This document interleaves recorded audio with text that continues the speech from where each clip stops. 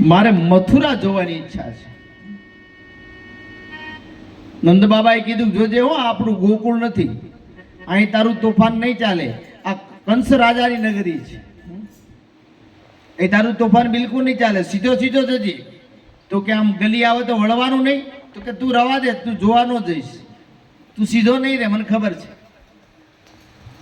કૃષ્ણ ભગવાન કે બાબા જવા દો ને, મને મારે મથુરા નગરી જોવી છે. અને મારી હારે બલરામ છે, પછી તમને શું વાંધો છે? મોટા ભાઈ હારે છે, પછી તમને શાની બીક છે? જવા દો ને. તો કે તારો મોટો ભાઈ ખરો, પણ તારા ઈશારે ઈશારે ચાલવા વાળો.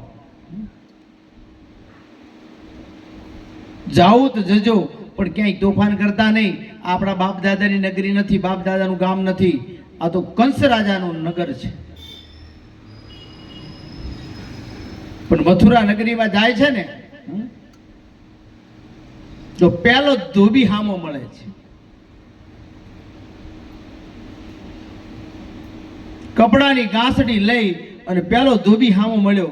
એટલે કૃષ્ણ ભગવાને કીધું કે આમાં શું છે? ધોબીને કે ઉભો રે, આ પોટલામાં શું છે? તો કે આમાં તો કંસ રાજાના કપડા છે, અમારા રાજાના કપડા જોયેલા છે. એટલે કૃષ્ણ ભગવાને કીધું તો પછી અમને આપી દે ને, અમને આપી દે.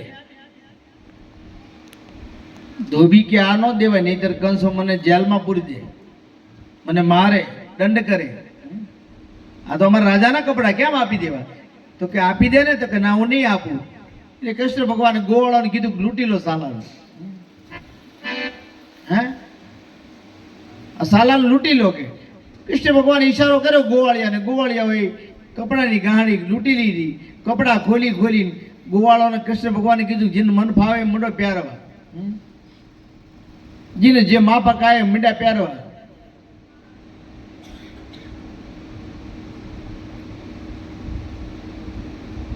મન ફાવે એમ પહેરવા લાગ્યા. આગળ જાય છે તો કુબજા સામી મળી છે. કુબજા સામી મળી, હાથમાં ચંદનનો કટોરો છે.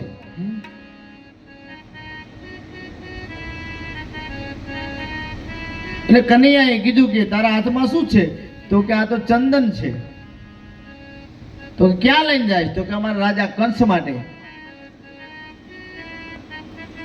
કૃષ્ણ ભગવાન કે તો પછી મારા કપાળ લગાય ને.